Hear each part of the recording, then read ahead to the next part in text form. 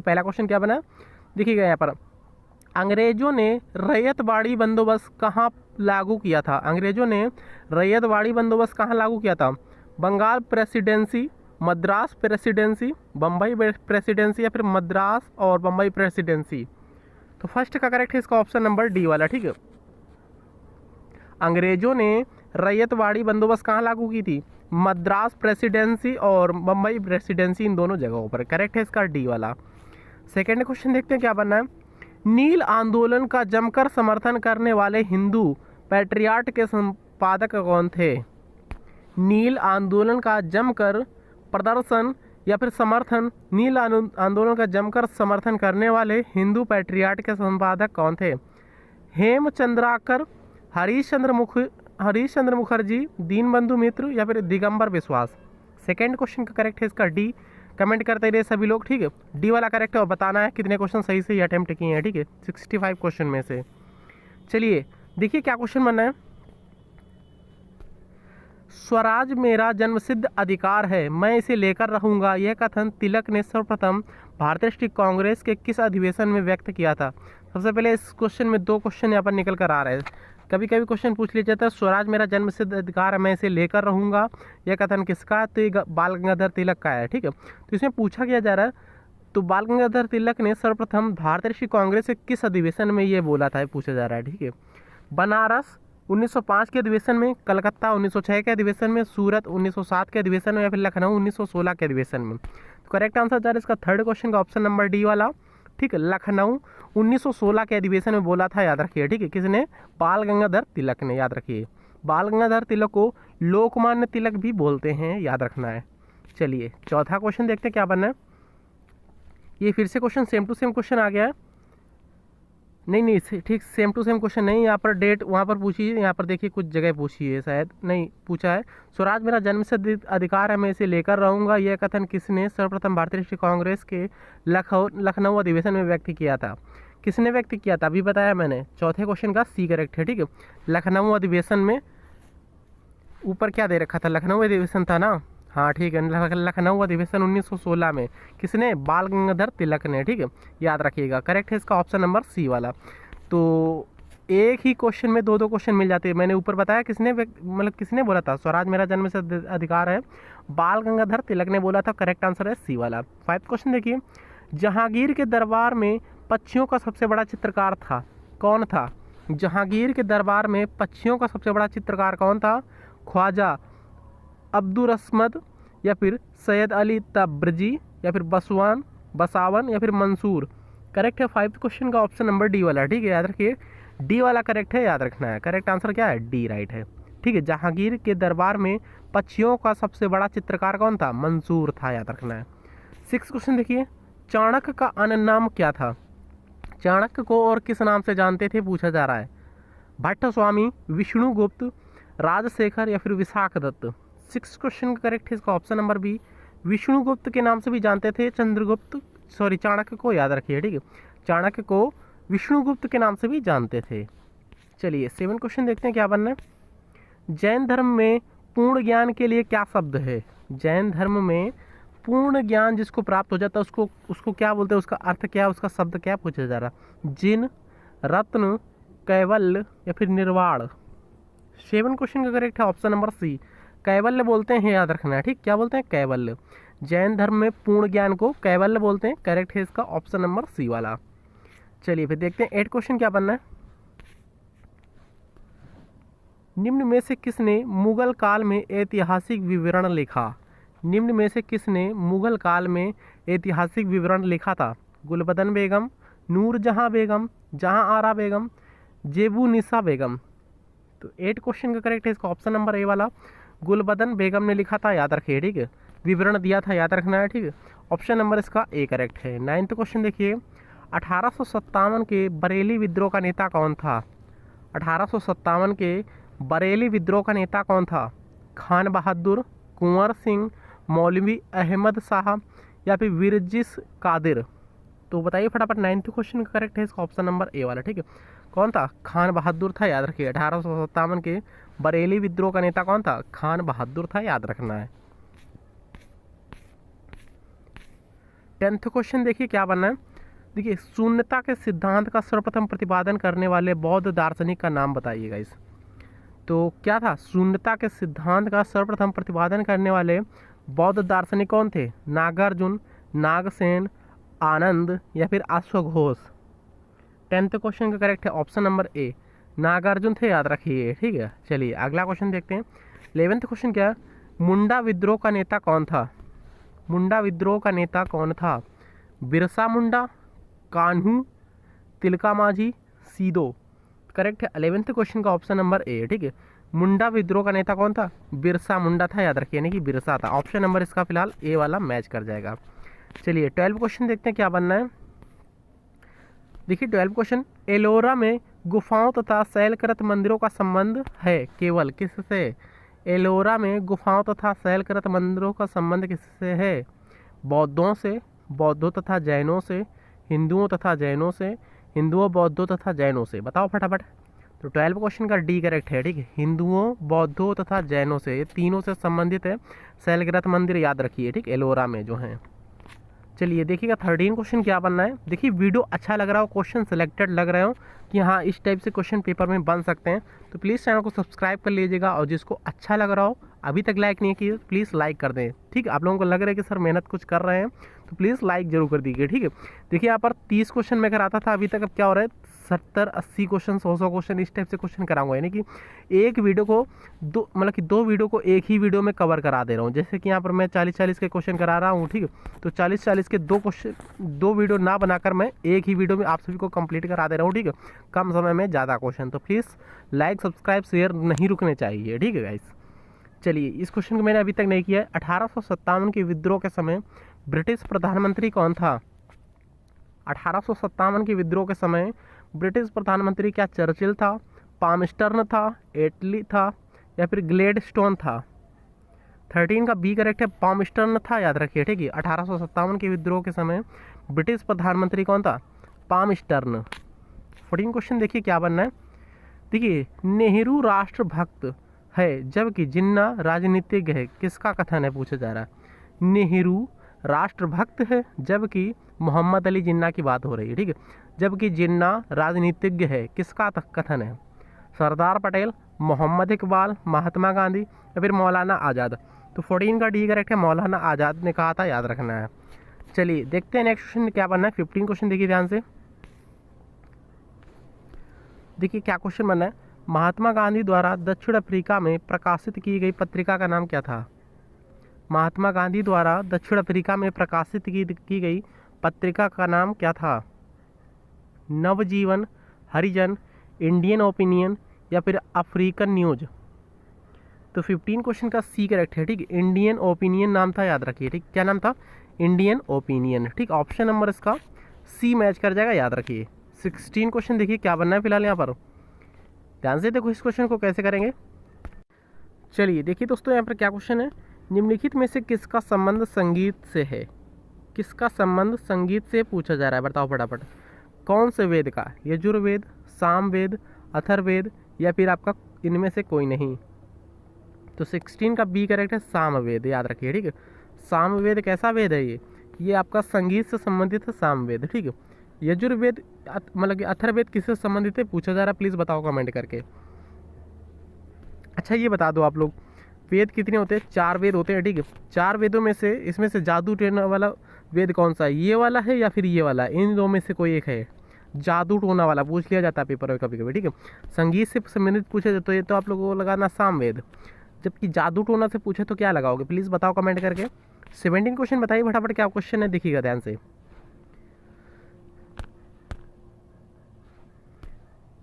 देखिए 12 मिनट हो चुके हैं, यहाँ पर 17 क्वेश्चन मैंने कंप्लीट करा दिए।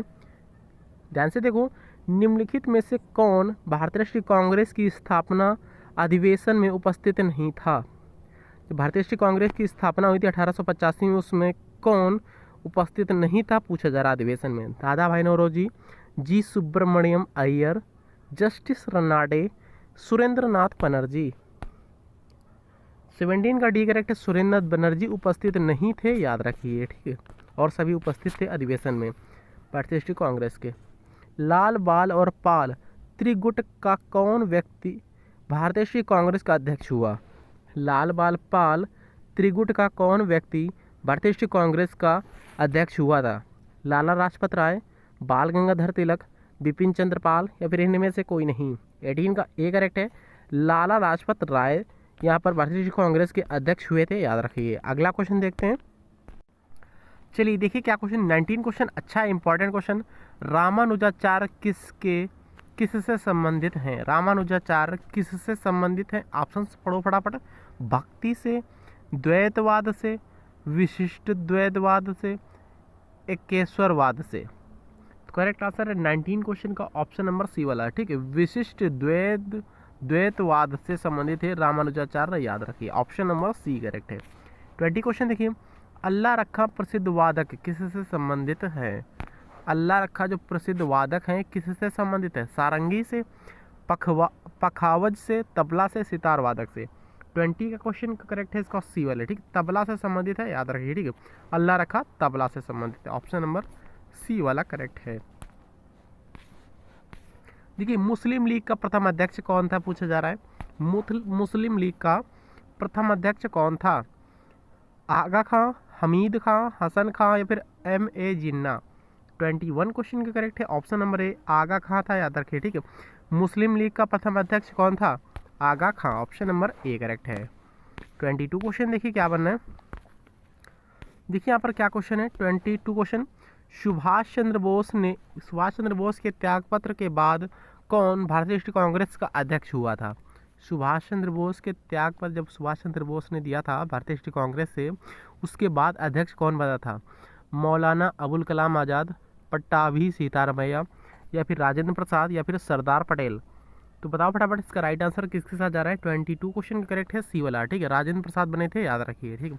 सुभाष चंद्र बोस के बाद राजेंद्र प्रसाद बने थे भारतीय राष्ट्रीय कांग्रेस के अध्यक्ष। चलिए 23 क्वेश्चन देखते हैं। भारत के एक राज्य का राज्यपाल अपने कृत्य के लिए उत्तरदायी है? राज्य विधानसभा के लिए, लोकसभा के लिए, मुख्यमंत्री के लिए या फिर राष्ट्रपति के लिए? 23 क्वेश्चन का करेक्ट है डी वाला इसका, ठीक है। राष्ट्रपति के लिए उत्तरदायी है, याद रखिए, ठीक है। भारत के एक राज्य का राज्यपाल अपने कृत्य के लिए उत्तरदायी है, राष्ट्रपति के कृत्य के लिए उत्तरदायी है, याद रखना है, ठीक। ऑप्शन नंबर डी करेक्ट है। चलिए अगला क्वेश्चन देखते हैं क्या क्वेश्चन बनना है। 24 क्वेश्चन, भारत में सभी फौजों का सुप्रीम कमांडर कौन होता है? या फिर तीनों सेनाओं का सर्वोच्च सेनापति कौन होता है? ऐसे क्वेश्चन पूछ लिया जाता है, ठीक है। यहाँ पर क्वेश्चन क्या पूछ रहा है, भारत में सभी फौज का सुप्रीम कमांडर कौन होता है? थल सेना अध्यक्ष, वायुसेना अध्यक्ष, भारत का प्रधानमंत्री, भारत का राष्ट्रपति? 24 क्वेश्चन का डी करेक्ट है, भारत का राष्ट्रपति होता है, सभी को पता है, याद रखिए। देखिए भारत का प्रथम आम निर्वाचन हुआ था, आम निर्वाचन कब हुए थे भारत में प्रथम पूछा जा रहा है। 25 क्वेश्चन का करेक्ट है इसका ऑप्शन नंबर बी, 1952 में हुए थे, याद रखना है, ठीक। कब हुए थे? 1952 में, डी वाला मैच कर जाएगा। 26 क्वेश्चन देखिए फिर क्या बनना है। भारत के अंतिम भारतीय गवर्नर जनरल थे, भारत के अंतिम भारतीय गवर्नर जनरल कौन थे पूछा जा रहा है। माउंटबेटन, सी राजगोपालाचारी, राजेंद्र प्रसाद, महात्मा गांधी? 26 का बी करेक्ट है, सी राजगोपालाचारी थे, याद रखना, ठीक है।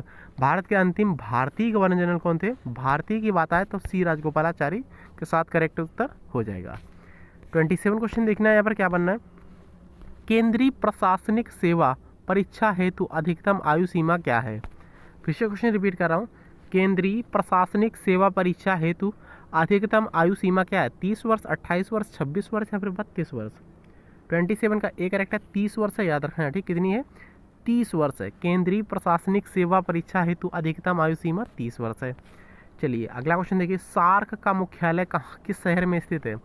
सार्क का मुख्यालय किस शहर में स्थित है? नई दिल्ली, इस्लामाबाद, काठमांडू, इनमें से कोई नहीं? 28 का सी करेक्ट है, नेपाल, काठमांडू, याद रखना है, ऑप्शन नंबर सी करेक्ट है। चलिए अगला क्वेश्चन देखते हैं। 29 क्वेश्चन क्या है देखना ध्यान से देखिएगा। निम्नलिखित में से राजस्व कर का कौन सा स्रोत भारत सरकार को अधिकतम राजस्व प्रदान करती है? फिर से क्वेश्चन रिपीट कर रहा हूँ, ध्यान से पढ़ो यहाँ पर।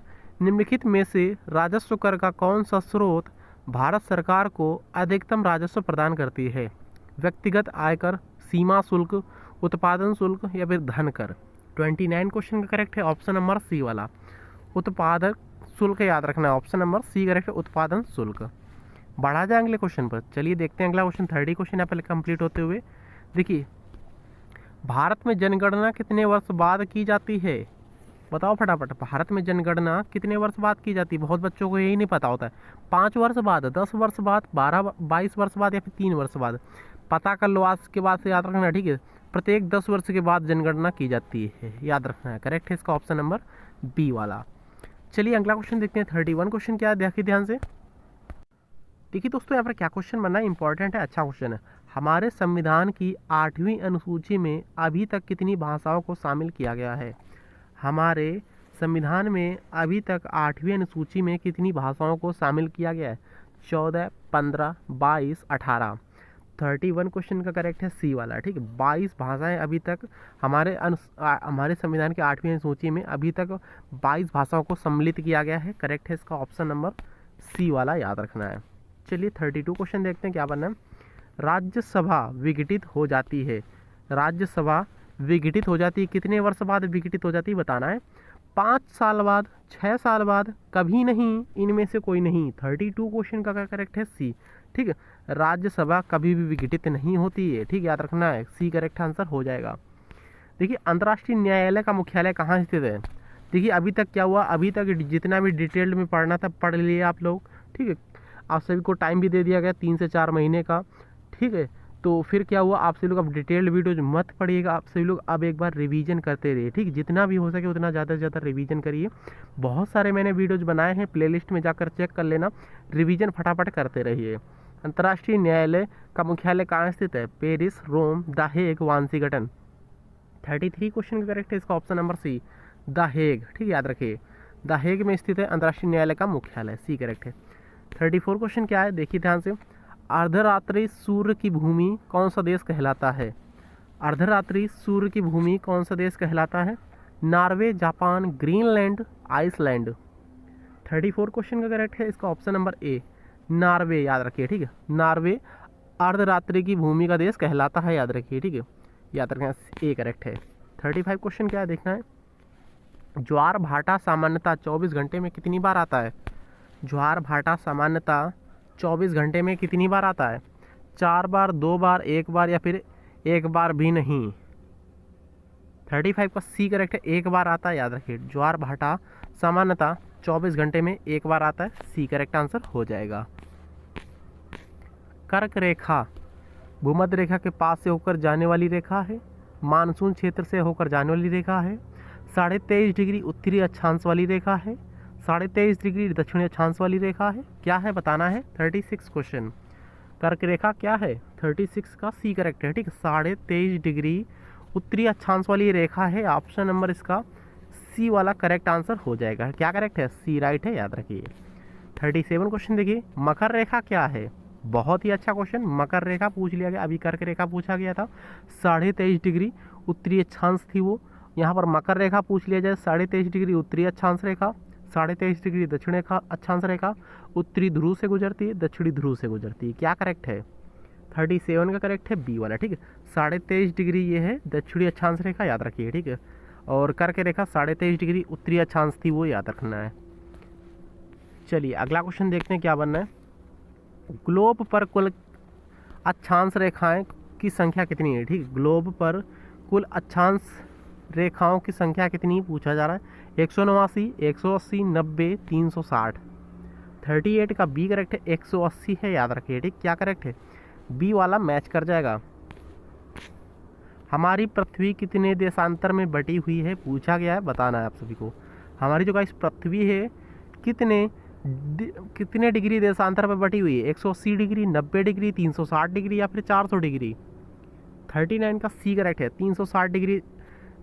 हमारी जो पृथ्वी है कितने डिग्री में बटी हुई है? 360 डिग्री में बटी हुई, ऑप्शन नंबर इसका सी करेक्ट आंसर है, याद रखना है। चलिए 40 क्वेश्चन देखते हैं। कर्क रेखा निम्नलिखित देशों में से किन से गुजरती है? कौन कौन सी देशों से होकर गुजरती है पूछा गया है। भारत व ईरान, ईरान व पाकिस्तान, भारत व सऊदी अरब, ईरान व इराक। तो बताओ फटाफट, 40 क्वेश्चन का सी करेक्ट है। भारत व सऊदी अरब से होकर गुजरती है कर्क रेखा, ऑप्शन नंबर सी वाला करेक्ट है। देखिएगा अगला क्वेश्चन, पृथ्वी अपने अक्ष पर झुकी है, कितने डिग्री झुकी है पूछा गया है, बताओ। पृथ्वी अपने अक्ष पर झुकी है 23.5 डिग्री, 66 डिग्री, 33.5 डिग्री, 42 डिग्री। 41 का एक करेक्ट है, 23.5 डिग्री झुकी हुई, याद रखिए पृथ्वी अपने अक्ष पर 23.5 डिग्री झुकी हुई। ऑप्शन नंबर इसका ए मैच कर जाएगा। देखिएगा 42 क्वेश्चन क्या बना है, इक्विनॉक्सी वर्ष के 2 काल जब दिन और रात्रि बराबर होते हैं तो होता है, क्या होता है। इक्विनॉक्सी वर्ष के 2 काल जब दिन और रात बराबर होते हैं तब होता है, कब होता है बराबर। तो 42 क्वेश्चन का डायरेक्टली राइट आंसर बता रहा हूँ, 21 मार्च और 23 सितंबर को होता है, ये घटना याद रखना है, ठीक है। ऑप्शन नंबर ए करेक्ट है। 43 क्वेश्चन देखते हैं क्या बनना है। देखिए उत्तरी गोलार्ध में सबसे बड़ा दिन होता है, कब होता है पूछा गया, बताओ फटाफट। ये क्वेश्चन बहुत ज़्यादा पेपर में रिपीट होते हैं इसलिए करा दे रहा हूँ सारे क्वेश्चन, ठीक है, सिलेक्टेड क्वेश्चन है। उत्तरी गोलार्ध में सबसे बड़ा दिन होता है 22 मार्च, 21 सितंबर, 21 जून, 21 मई। 43 क्वेश्चन का करेक्ट है इसका ऑप्शन नंबर सी वाला है, 21 जून याद रखिए, ठीक। उत्तरी गोलार्ध का सबसे बड़ा दिन होता है 21 जून, सी करेक्ट है, याद रखिए। देखिए कर्क और मकर रेखा के क्षेत्र को कहते हैं, क्या कहते हैं। कर्क और मकर रेखा के क्षेत्र को क्या कहते हैं, शीतोष्ण कटिबंध, शीत कटिबंध, उष्ण कटिबंध, उपरोक्त में से कोई नहीं। 44 क्वेश्चन का करेक्ट है इसका ऑप्शन नंबर सी वाला, उष्ण कटिबंध बोलते हैं, याद रखना है, ठीक। करेक्ट है इसका ऑप्शन नंबर सी वाला। 45 क्वेश्चन क्या बना है, भारत की विदेशी मुद्रा रिजर्व का अभिरक्षक कौन है। भारत की विदेशी मुद्रा अभिरक्षक, भारत की विदेशी मुद्रा रिजर्व का अभिरक्षक कौन है। आरबीआई, एसबीआई, आरबीआई व एसबीआई, वित्त मंत्रालय। तो 45 क्वेश्चन करेक्ट है इसका ऑप्शन नंबर ए वाला, आरबीआई है, याद रखिए, ठीक है। भारत में विदेशी मुद्रा रिजर्व का अभिरक्षक आरबीआई है। मुद्रा स्फीति नियम होती है, क्या किसके द्वारा ये नियमित की जाती है, फिर नियम होता है इसका राज्य सरकार द्वारा, रिजर्व बैंक द्वारा, उधारदाताओं द्वारा या फिर निजी उद्यमकारियों द्वारा। तो 46 का करेक्ट है बी, रिजर्व बैंक द्वारा, ठीक है। मुद्रास्फीति नियमित होती है रिजर्व बैंक के द्वारा। 47 क्वेश्चन देखिएगा क्या बनना है क्वेश्चन, देखिए ध्यान से। निम्नलिखित में से कौन सा योजना आयोग का पदेन सभापति होता है। निम्नलिखित में से कौन योजना आयोग का पदेन सभापति होता है। वित्त मंत्री, उपराष्ट्रपति, प्रधानमंत्री, गृह मंत्री। 47 क्वेश्चन का सी करेक्ट है, प्रधानमंत्री होता है योजना आयोग का अध्यक्ष, याद रखना है, ठीक है। क्या करेक्ट है, सी वाला करेक्ट आंसर हो जाएगा। 48 क्वेश्चन क्या है, गडगिल फार्मूला निम्नलिखित में से किससे संबंधित है। गडगिल फार्मूला किससे संबंधित है, भारी उद्योग से, बेरोजगारी से, लघु उद्योग से, केंद्र व राज्य के बीच संसाधनों का बंटवारा करके, किससे संबंधित है। गडगिल फार्मूला किससे संबंधित है, 48 का डी करेक्ट है, केंद्र व राज्यों के बीच संसाधनों का बंटवारा कर से संबंधित है। गडगिल फार्मूला डी वाला मैच कर जाएगा। 49 क्वेश्चन देखिए, भारत में सामुदायिक विकास परियोजना का मुख्य उद्देश्य क्या है। भारत में सामुदायिक विकास परियोजना का मुख्य उद्देश्य क्या है। ग्रामीण क्षेत्रों में अतिरिक्त श्रमिकों का उपयोग, सुदूर गांवों में लोगों के घरों तक पर्याप्त जानकारी उपलब्ध कराना, ग्रामीण क्षेत्रों का औद्योगिकीकरण करना, या फिर इनमें से कोई नहीं। डी वाला करेक्ट आंसर हो जाएगा, इनमें से कोई ही नहीं है, याद रखना है, ठीक है। कोई योजना नहीं है। सामुदायिक विकास योजना का मुख्य उद्देश्य क्या, इनमें से कोई भी योजना नहीं है, याद रखना है। देखिएगा क्या क्वेश्चन बना है, 1934 में भारत के लिए नियोजित अर्थव्यवस्था किसने लिखी थी। 1934 में भारत के लिए नियोजित अर्थव्यवस्था किसने लिखी थी। तो राइट आंसर इसका जा रहा है ऑप्शन नंबर डी के साथ, सर एम विश्वेश्वरैया ने लिखी थी, याद रखिए। 51 क्वेश्चन देखते हैं। देखिए दोस्तों क्या क्वेश्चन बनना है, पंचवर्षीय योजना प्रारंभ करने के लिए किसकी स्वीकृति की आवश्यकता है। पंचवर्षीय योजना आरंभ करने के लिए या प्रारंभ करने के लिए किसकी स्वीकृति की आवश्यकता होती है। प्रधानमंत्री की, वित्त मंत्री की, संसद की, राष्ट्रीय विकास परिषद की। 51 क्वेश्चन का करेक्ट है इसका ऑप्शन नंबर बी वाला, राष्ट्रीय विकास परिषद की आवश्यकता होती है, बी वाला करेक्ट आंसर हो जाएगा। देखिए क्या क्वेश्चन में, प्रतिकूल भुगतान संतुलन की स्थिति कब उत्पन्न होती है। 52 क्वेश्चन बताओ फटाफट। प्रतिकूल भुगतान संतुलन की उपस्थिति कब उत्पन्न होती है? डिफिकल्ट क्वेश्चन है थोड़े, ठीक है, मैनेज करिए। Same to same easy question, बहुत ही इजी क्वेश्चन नहीं आएंगे पेपर में, ठीक है, थोड़े डिफिकल्ट क्वेश्चन भी आएंगे। प्रतिकूल भुगतान संतुलन की स्थिति कब उत्पन्न होती है? ए वाला करेक्ट आंसर हो जाएगा जब आयात निर्यात से अधिक हो, ठीक है, जब आयात निर्यात से अधिक हो। आयात निर्यात ना इतने कर पा रहे हो जितना आयात हो, तब यहाँ पर क्या होता है? प्रतिकूल भुगतान संतुलन की स्थिति उत्पन्न होती है। चलिए अगला क्वेश्चन देखिए। वह अर्थव्यवस्था जिससे सरकारी व निजी दोनों के उपक्रम हो क्या कहलाते हैं? वह अर्थव्यवस्था जिससे सरकारी व निजी दोनों उपक्रम हो। समाजवाद, पूंजीवाद, मिश्रवाद अर्थव्यवस्था या फिर योजनावाद अर्थव्यवस्था। 53 का करेक्ट है इसकी सी, मिश्रित अर्थव्यवस्था वह होती है, याद रखना है, ठीक है, सी वाला करेक्ट आंसर हो जाएगा। 54 क्वेश्चन देखिए ध्यान से। भारतीयों द्वारा संचालित प्रथम बैंक था, कौन सा था बताओ फटाफट? Punjab national bank, Banaras state bank, Punjab व सिंध बैंक, इनमें से कोई नहीं। 54 क्वेश्चन का करेक्ट है option number A, Punjab national bank, याद रखना है, ठीक, ऑप्शन नंबर इसका ए वाला करेक्ट आंसर हो जाएगा। 55 क्वेश्चन क्या बनना है? देखिए BIFR की स्थापना किसके अंतर्गत हुई थी? BIFR की स्थापना किसके अंतर्गत हुई थी? MRTP अधिनियम, 1980 की औद्योगिक नीति, या फिर बीमा औद्योगिक कंपनी अधिनियम, या फिर इनमें से कोई नहीं। 55 क्वेश्चन का एक करेक्ट है बीमा औद्योगिक कंपनी अधिनियम, यानी कि SICA, ठीक, ऑप्शन नंबर ए करेक्ट है, SICA, याद रखिए, इसके अंतर्गत हुई थी BIFR की स्थापना। अगला क्वेश्चन देखिए 56 क्वेश्चन क्या बना है?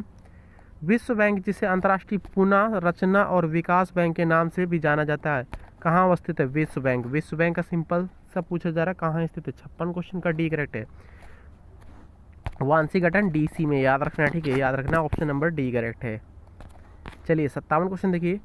लोहे को इस्पात में बदलने के लिए कौन सी धातु मिलाई जाती है? लोहे को इस्पात में बदलने के लिए कौन सी धातु मिलाई जाती है? साइंस क्वेश्चन भी बनेंगे, साइंस क्वेश्चन भी आएंगे कल से एग्जाम में, मतलब कि कल से यहाँ पर तैयारी कराऊंगा, ठीक है, साइंस क्वेश्चन के भी। लोहे को इस्पात में बदलने के लिए कौन सी धातु मिलाते हैं? रांगा, मैग्नीज, निकेल, कैडमियम। 57 क्वेश्चन का सी वाला करेक्ट है इसका, निकेल मिलाते हैं, याद रखना है, ठीक है। 58 क्वेश्चन देखिए। ध्वनि की गति धीमी होती है, किस में धीमी होती है? ध्वनि की गति किस में धीमी होती है? जल में, लोहा में, या फिर आपका हवा में, या फिर हाइड्रोजन में? जल की गति, ध्वनि की गति किस में धीमी होती है? ध्वनि की गति। 58 क्वेश्चन का सी वाला करेक्ट है, हवा में धीमी होती है, याद रखिए, ठीक है, ऑप्शन नंबर सी वाला मैच कर जाएगा। 59 क्वेश्चन देखते हैं। प्रोड्यूस गैस क्या है? देखिए कम समय में ज़्यादा क्वेश्चन कराने का टारगेट रहता है मेरा, ठीक है। प्रोड्यूस गैस क्या है? CO+N2, CO+H2, CH4, CO2। Produce gas किसे बोलते हैं? 59 क्वेश्चन का करेक्ट है बी वाला, CO+H2 को बोलते हैं। ये तो कार्बन डाइऑक्साइड है CO2, ये मीथेन है CH4, ठीक है, याद रखना, ये कार्बन मोनोऑक्साइड है, नाइट्रोजन है। तो प्रोड्यूस गैस किसे बोलते हैं? CO+H2 को बोलते हैं, ऑप्शन नंबर बी वाला करेक्ट है। 60 क्वेश्चन देखिए। किस धातु को नोबेल धातु कहते हैं? किस धातु को नोबेल धातु कहते हैं? सोना, लोहा, पारा, या फिर जिंक। 60 क्वेश्चन का करेक्ट है इसका ऑप्शन नंबर ए वाला, सोना को बोलते हैं, याद रखना है, ठीक है। किसे बोलते हैं? नोबेल धातु, सोने को, सोना, गोल्ड, ठीक है, याद रखिए। किस फसल के मिट्टी की नाइट्रोजन में वृद्धि होती है? किस फसल की मिट्टी की नाइट्रोजन में वृद्धि होती है? मटर, धान, आलू, सेब। करेक्ट है इसका ऑप्शन नंबर 61 का ए, मटर, ठीक है, मटर की फसल में मिट्टी के नाइट्रोजन में वृद्धि होती है, ए वाला मैच कर जाएगा। 62 क्वेश्चन देखिए। खाना पकाने वाले सोडे का रासायनिक नाम क्या होता है? बेकिंग सोडा उसको बोलते हैं, ठीक है, बेकिंग सोडा, यानी कि सोडियम बाइकार्बोनेट। किस ऑप्शन में? सोडियम बाइकार्बोनेट, सी वाले में, सी वाला करेक्ट आंसर इसका हो जाएगा, ठीक है, याद रखना है, ऑप्शन नंबर सी करेक्ट है। सोडियम क्लोराइड यानी NaCl, नमक, ये नमक है, याद रखिए आप सभी। ये कैल्शियम क्लोराइड, कैल्शियम क्लोराइड यानी कि Ca, कैल्शियम, हाँ, CaCl, कैल्शियम क्लोराइड, ये होता है। चलिए देखिए अगला क्वेश्चन देखिए। 63 क्वेश्चन क्या बना है? रबड़ को या फिर रबर को कड़ा करने के लिए किस पदार्थ को मिलाया जाता है? सल्फर है क्या? यहाँ ऑप्शन में सल्फर को मिलाते हैं। 63 का सी करेक्ट है, सल्फर को, याद रखना है। देखिए समुद्र के पानी में सबसे अधिक लवण कौन सा होता है? ये तो इसमें तो NaCl होता है ना। किस ऑप्शन में? 64 का ए करेक्ट है। देखिए NaCl सोडियम क्लोराइड होता है। समुद्र के पानी में सबसे अधिक लवण होता है NaCl यानी सोडियम क्लोराइड। ए वाला करेक्ट आंसर हो जाएगा। इसका लास्ट क्वेश्चन देखते हैं। यहाँ पर 65 क्वेश्चन कंप्लीट हो गए पूरे, ठीक है। लौह अयस्क प्रकृति में किस अवस्था में पाए जाते हैं? Oxide, sulphate, nitrate, phosphate. 65 question की करेक्ट है ए वाला, ऑक्साइड के रूप में पाए जाते हैं, याद रखिए, ठीक है। लौह अयस्क प्रकृति में किस अवस्था में पाए जाते हैं? ऑक्साइड अवस्था में। ए वाला करेक्ट आंसर। वीडियो अच्छा लगा हो तो लाइक, सब्सक्राइब, शेयर बिल्कुल भी करना मत भूलिएगा आप लोग, ठीक है। तो स्टडी ग्रुप में जरूर से, चाहे टेलीग्राम हो, चाहे व्हाट्सएप ग्रुप हो, चाहे फेसबुक ग्रुप हो। थैंक यू, जय हिंद।